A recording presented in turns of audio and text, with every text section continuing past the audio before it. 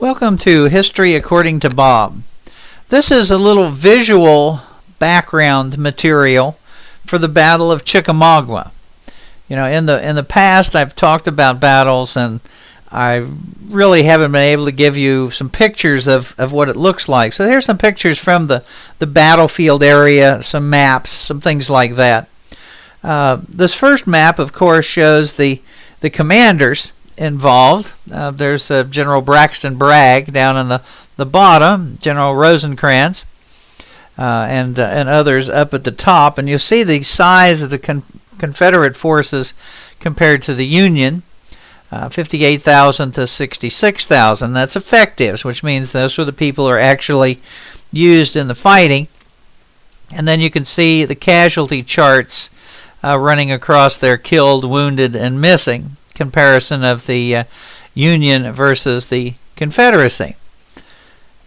This shows, of course, one of the maps. The big map shows the road to Chickamauga and all the various battles and manipulations and all of that. And then you have in the very small box on the far right side the actual fighting at Chickamauga on the second day, where you see Snodgrass Hill and other areas, and you see where the breakthroughs are and how mountainous the region is, particularly the Cumberland Mountains section there, which of course is going to have Chattanooga on one side and other places. And if you go to Chickamauga today, this is the entrance, or at least this was the entrance when I was there years ago, and they have a nice cannon operation. And when we were there in '93, they had a reenactor who loaded and fired his musket, and there's all kinds of neat stuff. They always have. I always go to these. I always go and watch the movie for the place before you get started. And in the case of this, it's extremely important because, you know, look at this. This is the area where Bragg had his headquarters, and this has grown back.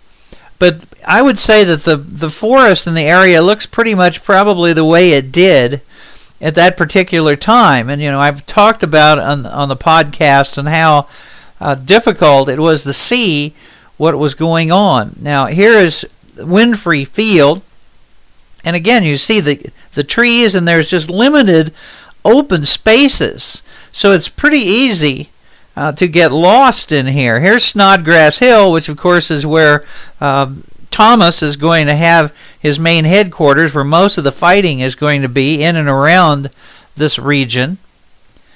And then this is the Snodgrass House, which is this really nice log cabin.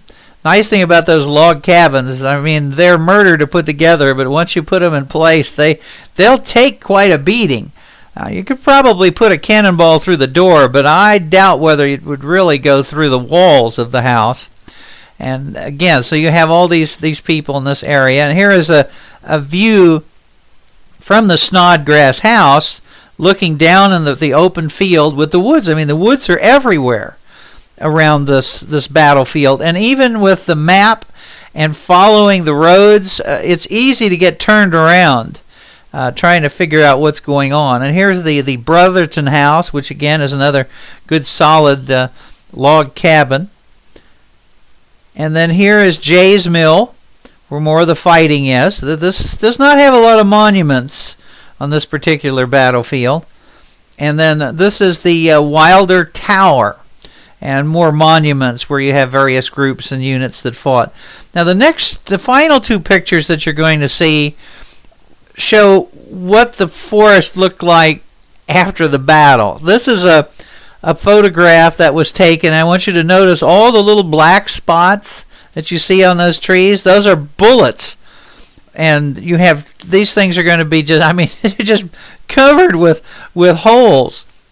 And as a matter of fact, as I mentioned in the podcasts, when people cut wood down, if they found out that it had been part of the Battle of Chickamauga, they wouldn't accept it at the mills because it would just grind up their cutting devices, their saws. Look, and here's an example of some of these have cannonballs that have been embedded in the tree, and the tree has grown around them.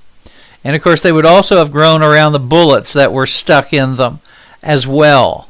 So you can see the mess that this would cause at a mill for generations. So I don't think you're going to have to really worry too much about the Chickamauga battlefield being cut down to have timber made. But anyway, that's a little view of the battlefield and some of the things associated with it. So I certainly encourage you to always, if you're in the area, to go by and visit any of these places.